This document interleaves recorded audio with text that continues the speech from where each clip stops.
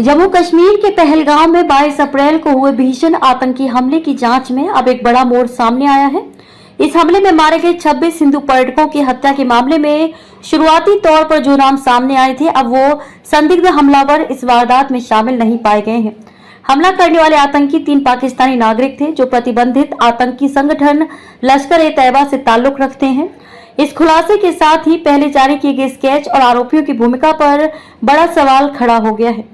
22 अप्रैल को बैसरन घाटी में आतंकियों ने एक बर्बर वारदात को अंजाम दिया था। पर्यटकों को धर्म के आधार पर पहचान कर निशाना बनाया गया और 26 हिंदू पर्यटकों को मौत के घाट उतार दिया गया।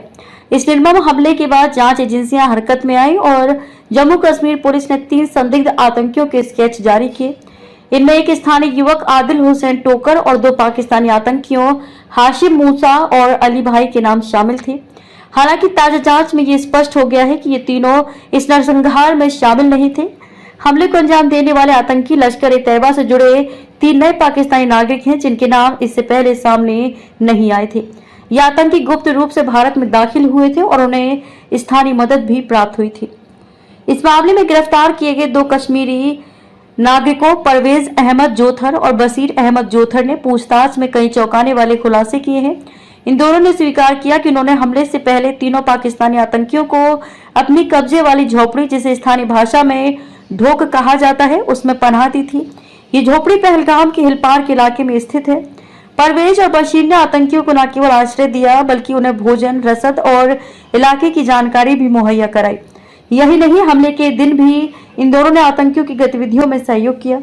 इन गिरफ्तार आरोपियों की गवाही और जुटाए गए सबूतों के आधार पर अब ये पूरी तरह स्पष्ट हो चुका है कि हमले को अंजाम देने वाले आतंकी वे नहीं थे जिनके स्केच पहले जारी किए गए थे। जांच एजेंसी ने कहा कि अब उनका पूरा फोकस इन 3 नए पाकिस्तानी आतंकियों की पहचान, ठिकाने और नेटवर्क पर है। इस हमले को और भी जघन्य इसलिए माना जा रहा है क्योंकि आतंकियों ने पर्यटकों की धार्मिक पहचान पूछकर उन्हें निशाना बनाया।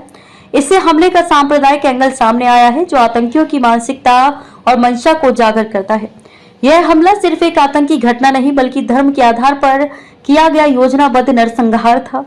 पहलगाम में हुआ हमला पूर्व नियोजित था जिसमें स्थानीय सहयोगियों की मदद से विदेशी आतंकियों ने क्रूरता की सारी हदें पार कर दी। यह खुलासा सुरक्षा एजेंसियों के लिए बड़ा सबक है कि पहले प्राप्त जानकारी की भी गहराई से पुष्टि जरूरी है ताकि निर्दोष लोगों को झूठे आरोपों से बचाया जा सके और असली दोषियों तक पहुंचा जा सके।